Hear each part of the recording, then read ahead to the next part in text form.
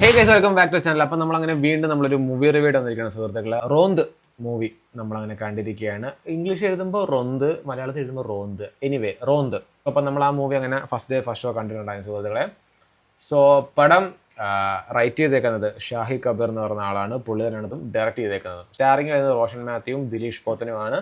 പടം എങ്ങനെ ഉണ്ടെന്ന് ചോദിച്ചു കഴിഞ്ഞാൽ ആക്ച്വലി നമ്മൾ എന്താ പറയുക, ഈ ക്രൈം ഇൻവെസ്റ്റിഗേഷൻ അല്ലെങ്കിൽ ക്രൈം ത്രില്ലർ അല്ലെങ്കിൽ അങ്ങനത്തെ ഒരു കേസ് അന്വേഷണ സംഭവം ഉണ്ടല്ലോ, അങ്ങനത്തെ ഒന്നും പടം നിങ്ങൾ പ്രതീക്ഷിച്ച് പോകരുത്.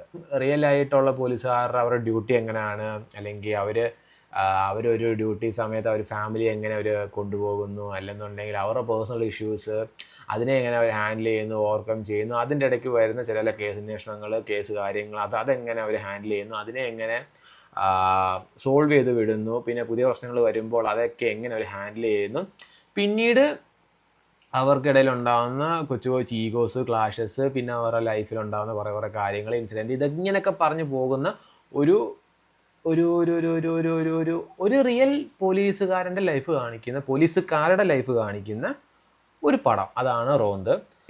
ഈ പടത്തിന് നായാട്ടുമായിട്ട് ഒരു ചെറിയ അതൊക്കെ അത് നിങ്ങൾക്ക് പടം കാണുമ്പോൾ മനസ്സിലാവുന്നതാണ്, അത് എന്താണ് എങ്ങനെയാണെന്നുള്ളത് ഞാൻ കൂടുതലൊന്നും പറയുന്നില്ല. ഷാഹി കബീർ പുള്ളിക്ക് ഇതിനും വേണ്ടി പോലീസുകാരുടെ സ്റ്റോറി എവിടുന്ന് കിട്ടുന്ന ഒരു പിടുത്തമല്ല. കാരണം ജോസഫിൻ്റെ റൈറ്റർ പുള്ളിയാണ്, റോന്തിൻ്റെ റൈറ്ററും ഡയറക്ടറും പുള്ളിയാണ്, നായാട്ടിൻ്റെ റൈറ്റർ പുള്ളിയാണ്, പിന്നെ ഇലവിഴ പൂഞ്ചിറയുടെ പുള്ളിയുടെ ഫസ്റ്റ് ഡയറക്ടോറിയൽ പടമാണ്. സോ എല്ലാം ഒരു പോലീസ് സ്റ്റോറി ബേസ്ഡ് പോകുന്ന പടങ്ങളാണ്. ഇതിനും വേണ്ടി പോലീസ് സ്റ്റോറി എവിടുന്ന് കിട്ടുന്നതെന്ന് അറിയത്തില്ല. എനിവേ എന്തായാലും നൈസ് മൂവിയാണ്. ഞാൻ പറഞ്ഞല്ലോ, ആകെപ്പാടെ ഞാൻ കാണാൻ കയറിയ തിയേറ്ററിൽ 8 പേരായിരുന്നു. 8 പേര് ഇരുന്നുള്ള തിയേറ്ററിലാണ് ഗൈസ് ഞാൻ പടം കണ്ടത്. ട്രെയിലർ കണ്ട് എനിക്കൊരു ചെറിയ ഇഷ്ടം തോന്നി. അങ്ങനെയാണ് ഞാൻ ഈ പടം കാണാൻ പോയത്. അതായത് ഞാൻ ആക്ച്വലി വിചാരിച്ചത് എന്താണെന്ന് വെച്ച് കഴിഞ്ഞാൽ, നമ്മുടെ ആസിഫ് അലിയുടെയും ബിജു മേനോൻ്റെ ഒരു പടം ഉണ്ടല്ലോ, ഞാൻ ആ പടത്തിൻ്റെ പേര് വിട്ടുപോയി. സോ അതിനകത്ത് ഇവരുടെ രണ്ടുപേരും ഒരു ഈഗോ ക്ലാഷ് ഉണ്ടല്ലോ. സോ ഞാൻ ആ ഒരു സംഭവം പോലത്തെ ഒരു ഈഗോ ക്ലാഷ് പ്രതീക്ഷിച്ചാണ് ഞാൻ പോയത്. കാരണം ട്രെയിലറിനകത്ത് ഇവരങ്ങോട്ടും ഇങ്ങോട്ടും ഒരു വാക്ക് തർക്കം പോലെയൊക്കെ സംസാരിക്കുന്നതൊക്കെ കണ്ടപ്പോൾ ഞാൻ വിചാരിച്ചു ദിലീഷ് പോത്തനും റോഷനും കൂടെ അങ്ങനെയുള്ള ഈഗോ സംഭവമാണെന്നാണ് ഞാൻ പ്രതീക്ഷിച്ചിരുന്നത്. ബട്ട് ആദ്യമൊക്കെ ഇങ്ങനെ പോയിക്കൊണ്ടിരുന്നപ്പോഴും ഞാൻ അത് തന്നെ പ്രതീക്ഷിച്ചുകൊണ്ടിരുന്നത്. ബട്ട് പിന്നീട് കുറേ കഴിഞ്ഞപ്പോഴാണ് ഇത് സംഭവം അതല്ല, ഇതാണ് എന്ന് മനസ്സിലായത്. ബട്ട് പടം ഭയങ്കര എൻഗേജിങ് ആണ്, കണ്ടിരിക്കുന്നത് നമ്മൾ ഭയങ്കര രസമാണ്. ഫാമിലി ഇമോഷൻസും കാര്യങ്ങളൊക്കെ വരുന്നുണ്ട്. പിന്നെ എൻ്റെ ലാസ്റ്റൊക്കെ എത്തുമ്പോഴത്തേക്ക് കുറച്ച് ഇമോഷണലായിട്ട് കൊണ്ടുപോകുന്ന കുറച്ച് കാര്യങ്ങൾ ഒക്കെ ഉണ്ട്. സോ ഗൈസ്, അപ്പം ഞാൻ പറയും, ഒരുപാട് എക്സ്പെക്ടേഷൻ, അതായത് നിങ്ങൾ മറ്റേ കേസ് അന്വേഷണം അങ്ങനെയുള്ളതൊന്നും വെച്ചുകൊണ്ട് പോകരുത്. ഒരു പോലീസുകാരൻ്റെ ലൈഫ് എങ്ങനെയാണെന്ന് കാണാൻ പറ്റിയ ഒരു പടം കാണാൻ പോവുക, അല്ലെങ്കിൽ കബീറിൻ്റെ ഒരു മൂവി കാണാൻ പോവുക. ആ ഒരു മൈൻഡ് സെറ്റ് പോയിരുന്ന് കാണുക, നൈസായിരിക്കും ഗൈസ്. സോ ഗൈസ്, അപ്പോൾ അത്രേ ഉള്ളൂ. Tata, bye by.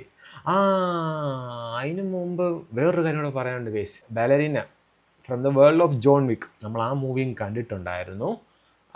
ജോൺ വിക്കിൻ്റെ ആ ഒരു കാലഘട്ടത്തിൽ നടക്കുന്ന ഒരു സ്റ്റാൻഡ് അലോൺ മൂവിയാണ് ഗൈസ് ബാലറീന.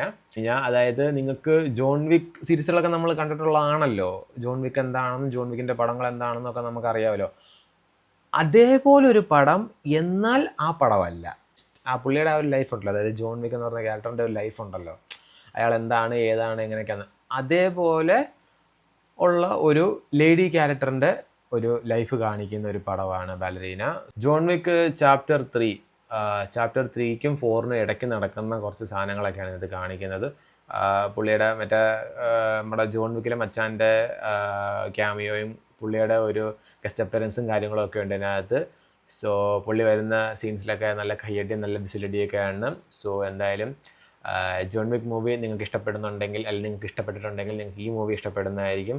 സോ എന്തായാലും ഈ പടം നിങ്ങൾ പോയി കാണുക. ഇതിനകത്ത് അഭിനയിച്ചിരിക്കുന്ന ആ പുള്ളിക്കാരത്തിൻ്റെ പേര് ഞാൻ ആക്ച്വലി അനാഡി അർമസ് അങ്ങനെയാണ് ആ പുള്ളിക്കാരുടെ പേര്. സോ പുള്ളിക്കാരത്തി ഒരു ലേഡി ജോൺ വിക്കായിട്ട് പുള്ളിക്കാരത്തി റോള് നൈസായിട്ട് ചെയ്തിട്ടുണ്ട്. എനിക്ക് ഭയങ്കര ഇഷ്ടപ്പെട്ടു.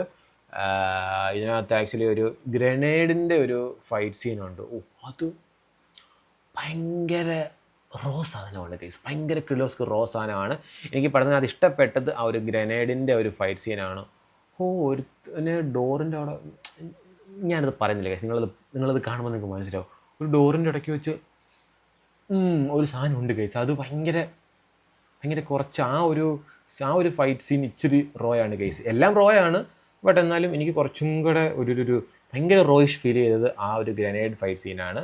സോ ഗൈസ്, അപ്പം ഈ 2 പടം നമ്മൾ കണ്ടിട്ടുണ്ടായിരുന്നു. സോ രണ്ടും പോയി കാണുക. രണ്ടും 2 ടൈപ്പിലുള്ള പടം. ഒന്ന് ഇംഗ്ലീഷ് പടമാണ്, പിന്നെ ഒന്ന് മലയാള പടമാണ്. സോ നിങ്ങൾക്ക് രണ്ടും കാണാൻ താല്പര്യമുണ്ടെങ്കിൽ രണ്ടും പോയി കാണുക. ഇല്ലെന്നുണ്ടെങ്കിൽ ഓരോന്നോരോന്നോരോന്നേ കാണുക. ഇങ്ങനെയൊക്കെ കാണുക ഗൈസ്. അപ്പോൾ ഗൈസ്, അപ്പോൾ അത്രേ ഉള്ളൂ. വീണ്ടും ടാറ്റാ, ബൈ ബൈ.